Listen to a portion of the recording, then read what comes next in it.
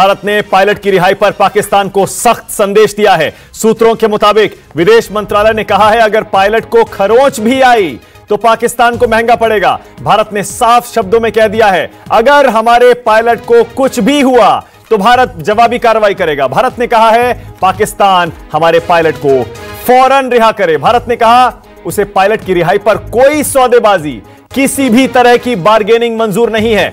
भारत ने इस मामले में किसी तीसरे पक्ष की दखलंदाजी को भी नकार दिया है। भारत का कहना है, इस मामले में किसी तीसरे देश की मध्यस्थता का कोई सवाल ही नहीं उठता।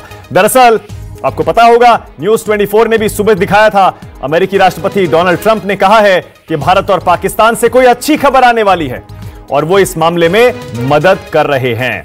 इसको एक तरह से भारत ने, हमारे विदेश मंत्रालय ने, सूत्रों के मुताबिक खबर है, नकार दिया है।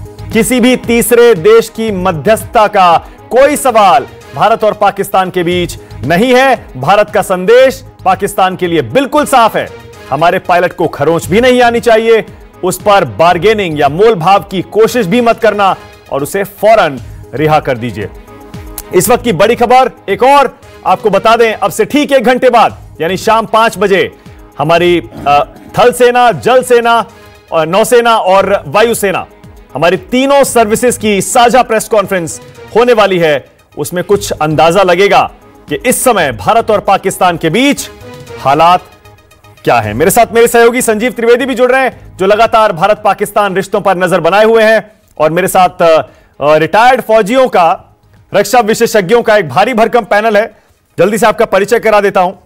मेरे साथ लेफ्टिनेंट जनरल बीएस मलिक बाहर से जुड़ रहे हैं, आप उनको देख पा रहे हैं। यहां स्टूडियो में मेरे साथ एयर कमोडर बीएस सिवाच, वायुसेना से रिटायर्ड हैं, कर्नल तेज टिक्कू, अक्सर आप इनको हमारे साथ टेलीविजन डिबेट्स में भी देखते हैं। ब्रिगेडियर संजय अग्रवाल आ गए हैं, जो कि भारत सरकार के रक्षा सलाहकार भी रह चुके हैं, और जेपी सिन्हा जी हैं, जो कि फॉर्मर आईजी हैं बीएसएफ के। आप सभी का स्वागत है। संजीव, पहले आपके पास आ रहा हूं मैं।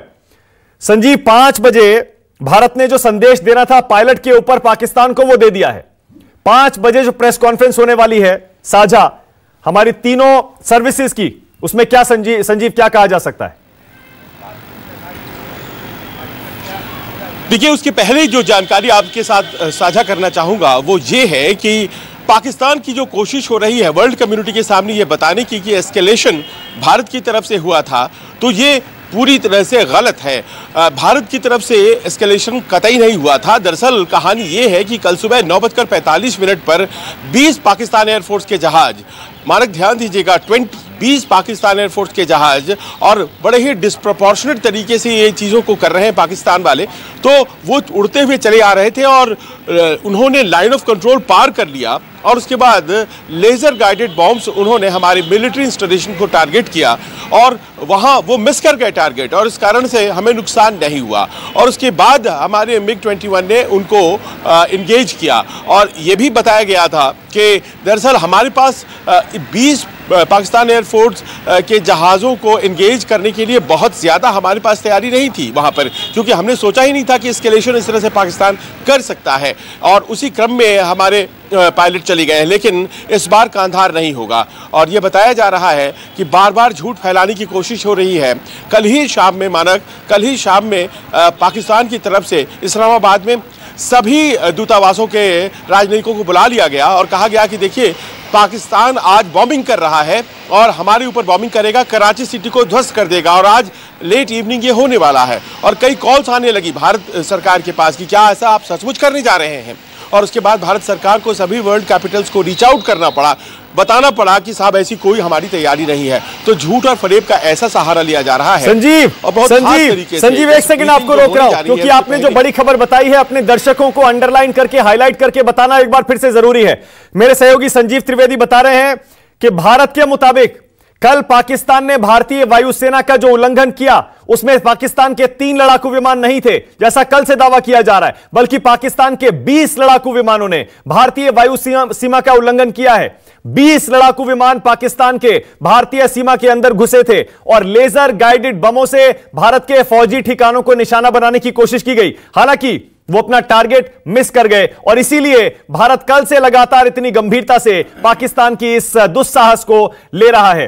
कोई कमेंट कर्नल तेज टिक्कू आपके हिसाब से देखिए कितनी बड़ी कार्रवाई है भारत के प्रति? ये बिल्कुल एक्ट ऑफ वॉर है और बहुत बड़ी कार्रवाई है। आप जो पाकिस्तान के DGISPR कह रहे थे कि हमने कुछ 2-4 प्लेन्स को भेजा, उसमें उन्होंने बोला F-16 था ही नहीं, वो गिर भी गया उनका। तो उन्होंने बोला था हम गए थे, सिर्फ हम ये बताना चाहते थे कि हम कर सकते हैं, लेकिन हमारी मंशा नहीं थी कुछ करने की। लेकिन ये भी एक और झूठ साबित हो रहा है, क्योंकि 20 जहाज आर्म्ड 20 फाइटर एयरक्राफ्ट, जिसमें आपके अग्रिम पंक्ति के जहाज हैं F-16, आप उसको लाइन ऑफ कंट्रोल पर भेजे। एस्केलेशन इसका मतलब पाकिस्तान ने किया करना, एब्सोल्यूट एस्केलेशन। जी 20 जहाज आप ऐसे नहीं भेजते कोई मिठाई बांटने के लिए, वो attack, it's a proper attack, well coordinated attack. Air commodore शिवाज, आपके हिसाब से 20 एयरक्राफ्ट, सर आपने तो खुद उड़ाए होंगे लड़ाकू विमान, 20 एयरक्राफ्ट लड़ाकू विमान अगर भारतीय वायुसीमा में आए हैं पाकिस्तान की तरफ से, कितना बड़ा एक इंकर्शन है ये? देखिए, परसों जो हमने उनकी टेररिस्ट कैंप्स पर, ट्रेनिंग कैंप्स पर अटैक किया था, उसके बाद से उन पर बहुत बड़ा ह्यूमिलिएशन हो गया था।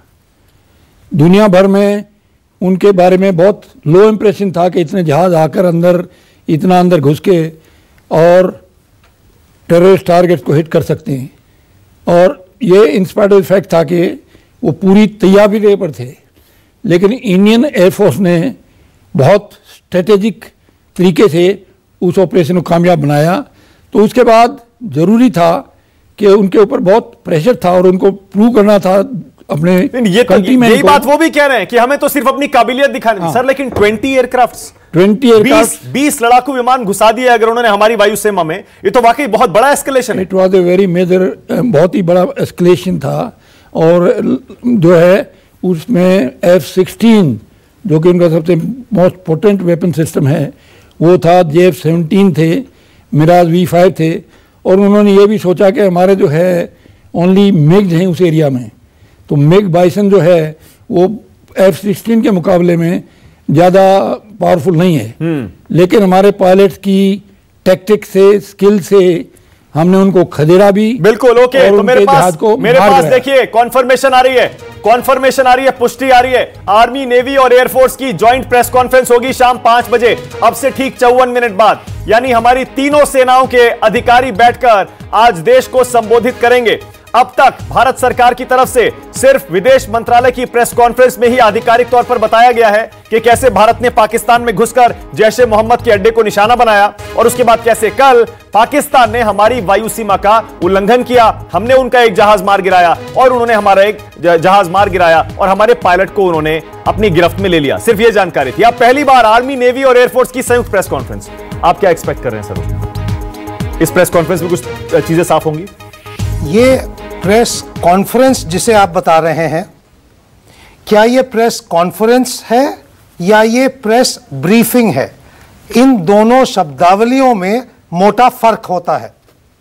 कॉन्फ्रेंस में कॉन्फ्रेंस में सवाल जवाब मोस्टली लागू किए और अलाउ किए जाते हैं। प्रेस ब्रीफिंग में और ख़ास तौर से ऐसे मुद्दों पे सवाल नहीं लिए जाते हैं, केवल खबर और clarification pre prepared brief script के मुताबिक दिए जाते हैं। ठीक है, आपके हिसाब से इसी तरह का स्टेटमेंट आएगा? बस आप इसको कॉन्फ्रेंस बोल रहे हैं, मेरे हिसाब से ये ब्रीफिंग है या कॉन्फ्रेंस, ये तो मैं आपसे पूछ रहा हूं क्योंकि आप ये खबर बोल रहे हैं सर, अभी तक बिल्कुल क्लैरिटी नहीं है इस बात को लेकर कि क्या स्टेटमेंट पढ़ा जाएगा या क्वेश्चन आंसर होगा। तो आप इसको कॉन्फ्रेंस बोल के जनता का उम्मीद मत बढ़ाएं, बिल्कुल ब्रीफिंग बोलिए। बिल्कुल ठीक है, हम ये लेकर चलते हैं कि मुखातिब होंगे, मीडिया से मुखातिब होंगे आर्मी, नेवी और एयरफोर्स के अधिकारी। अब देखना है वो स्टेटमेंट देते हैं या सवाल जवाब भी होते हैं। लेकिन इस बीच देखिए, भारतीय विदेश मंत्रालय ने दुनिया में पाकिस्तान को अलग थलग करने की अपनी कार्रवाई जारी रखी हुई है। विदेश सचिव विजय गोखले ने 10 देशों के राजनयिकों से मुलाकात की है, जिनमें दक्षिण अफ्रीका, नाइजीरिया, बेल्जियम, जर्मनी।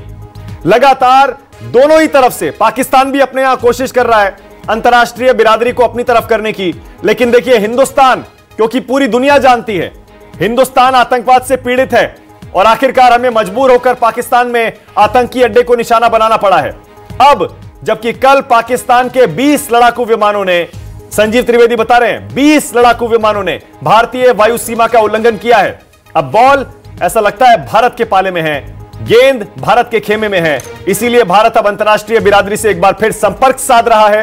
5 बजे आर्मी, नेवी और एयरफोर्स के अधिकारी, बड़े अधिकारी मीडिया के सामने आएंगे। अब देखना यह है क्या भारत और पाकिस्तान के हालात इस प्रेस ब्रीफिंग के बाद सुधरते हैं या फिर ऐसा लगता है कि क्या हालात बिगड़ेंगे। संजीव त्रिवेदी, संजीव, आप पहले बता नहीं पाए थे इस प्रेस ब्रीफिंग में क्या होने वाला है, क्या कहा जाएगा? देखिए, स्ट्रेटेजिक तरीके से इस प्रेस ब्रीफिंग को ऑर्गेनाइज किया गया है और आपको याद होगा मानक, कल air vice marshal press conference में आए थे, विदेश मंत्रालय के प्रेस कॉन्फ्रेंस में वो बैठे थे, लेकिन उन्होंने बोला कुछ नहीं था। और ख़ासतौर से जब बात हुई थी हमारे मिसिंग पायलट की, उस वक्त वो खामोश ही रहे थे। हमें लग रहा था कि वो कुछ बोलेंगे। आज जाहिर है कि हमारे मिसिंग पायलट के बारे में जानकारी दी जाएगी और जाहिर है सवाल भी लिए जा सकते हैं। अलावा इसके खास तौर पर इस बात को कहा जाएगा मानक कि हमारी तरफ से कोई एस्केलेशन नहीं हो रहा है। हमारी नॉन मिलिट्री स्ट्राइक थी, उनकी तरफ से मिलिट्री स्ट्राइक थी और उसके बाद से हमने कुछ नहीं किया है, ना हम कोई प्लान कर रहे हैं। और रहा सवाल कि हमारे मिसिंग पायलट को क्या वो एक हॉस्टेज पॉइंट बना रहे हैं, क्या वो हमारे साथ बातचीत करने के लिए उसको एक तरह से हम बेट बनाना चाहते हैं, तो उस पर भारत ने अपना पक्ष क्लियर किया है। बिल्कुल, और इस बात को संभवतः यही बात कही भी जाएगी दोबारा से कि देखिए हमारे मिसिंग पायलट की वापसी जो है वो कहीं ना कहीं नॉन नेगोशिएबल है, उसे तो वापस होना ही होना है और उसे सुरक्षित अनहार्म्ड उसे वापस आपको करना पड़ेगा। और एक तरह से चेतावनी भी हमारे सूत्र बताते हैं कि सरकार ने दिया है और कहा है कि अगर उनके साथ कुछ कार्रवाई गलत हो जाती है तो फिर भारत एक्शन लेगा। यानी कि अब कहीं कोई शको शुबा नहीं है। जो पाकिस्तान ये सोच के चल रहा है कि दरअसल हमारे पास एक बार्गेनिंग चिप आ गई है, वो कतई नहीं है और इस बात को भी संभवतः इस प्रेस कॉन्फ्रेंस में स्पष्ट कर दिया। बिल्कुल ठीक है। जनरल मलिक, एक क्विक कमेंट सर आपसे चाह रहा हूं। अमेरिकी राष्ट्रपति डोनाल्ड ट्रंप कह रहे हैं भारत पाकिस्तान से अच्छी खबर आने वाली है। उन्होंने दोपहर में ही कह दिया था। आपको लगता है अच्छी खबर आने का समय आ गया है या फिर अभी एस्केलेशन और बढ़ेगा? आपकी अंडरस्टैंडिंग क्या है सर? देखिए, सिचुएशन बिल्कुल साफ है। जहां तक भारत का सवाल है, उसने अपने ध्येय को पूरा किया है और अभी पाकिस्तान की जिम्मेवारी है कि वो ये भरोसा दे भारत को और पूरे विश्व को कि वो अपनी जमीन को उग्रवादियों के लिए, आतंकवादियों के लिए इस्तेमाल नहीं होने देगा। और ये सिर्फ बयान से ही काम नहीं चलेगा, उसको ये सिद्ध करना पड़ेगा कि उसने कोई सकारात्मक कार्रवाई भी की है। ठोस कदम उठाने पड़ेंगे जिससे सबको यकीन हो जाए कि ये 2004 वाला वादा नहीं है और ये बार बार जो अमेरिका को वादा किया गया था पाकिस्तान द्वारा अफगानिस्तान में कि मैं तालिबान के साथ में कोई मेरा संबंध नहीं है, और आखिर में पता किया गया कि तालिबान सिर्फ पाकिस्तान की वजह से वहां उभरे हैं और अभी वो चुनौती दे रहे हैं अफगानिस्तान की सरकार को और डायरेक्ट जो है वो अमेरिका से बात कर रहे हैं। तो ये जो है ठोस सबूत पाकिस्तान को देने पड़ेंगे।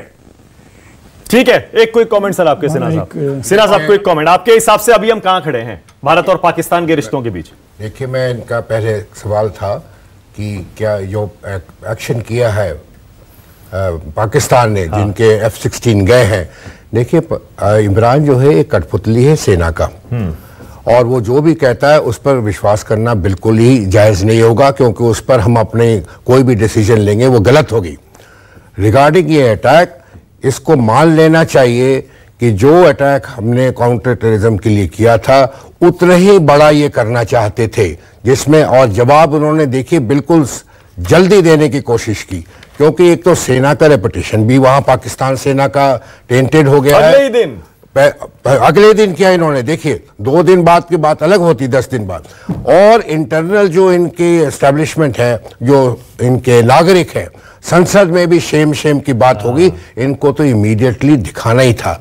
अब उनके पास तो कोई और चारा रहा नहीं रहे, लेकिन 20 लड़ाकू विमानों की बात मान नहीं रहे, लेकिन इन्होंने किया है। देखिए जहां किया है, नौशेरा, केजी, बीजी, ये बड़े बड़े आर्मी के एस्टेब्लिशमेंट्स हैं वहां पर। 1989-90 में मैं केजी सेक्टर में पोस्टेड था वहां पर बड़े बड़े एम्युनिशन डंप्स हैं, बड़े बड़े उनके सपोर्ट एलिमेंट्स हैं आर्टिलरी के। उस जगह अटैक करने का मतलब सिग्निफिकेंस था। दूसरी बात मैं एक चीज बताना चाहता हूं, significance of this press briefing या कॉन्फ्रेंस जो ब्रिगेडियर साहब ने बताया, आप अगर इसको ओवरऑल सीक्वेंस देखिए टाइमिंग्स का, लास्ट में कमेटी ऑफ सिक्योरिटी की मीटिंग होने जा रही है, यानी कि पहले आईबी और रॉ की मीटिंग होम मिनिस्टर ने की, क्रेडिबल इंटेलिजेंस और बाकी का इन्होंने जायजा लिया, फिर अभी तीनों की हो रही है। ये लोग सिर्फ बताएंगे कि आज की देश की हालात क्या है। ये बताएंगे देश को कि आपको घबराने की बात नहीं है, हम लोग हैं। और उसके बाद फिर जब फाइनल बातचीत होगी सीसीएस में वहां होगा, और देखिए रोकने का भी सवाल नहीं होगा। ऑलराइट, तो यानी कि अभी भारत क्या करेगा बिल्कुल तय नहीं है। पहले 3 हमारे आर्मी, नेवी और एयरफोर्स की जो प्रेस ब्रीफिंग है उससे कुछ अंदाजा लगेगा। उसके बाद सीसीएस की मीटिंग है, कैबिनेट कमेटी ऑन सिक्योरिटी, उसके बाद कैबिनेट की बैठक भी है। खबर ये आ रही है कि बालाकोट में पाकिस्तान की तरफ से फायरिंग हो रही है, और यह बालाकोट शायद वो बालाकोट है जो कि एलओसी के ठीक पार है। यह वो बालाकोट नहीं है जहां पर भारत ने 2 दिन पहले जैश-ए-मोहम्मद के अड्डे को निशाना बनाया था। लगातार फायरिंग जारी है, और खबर यह भी है कि एक सिविलियन को, एक आम नागरिक को चोट भी आई है। फिलहाल हमारे पास यह खबर है।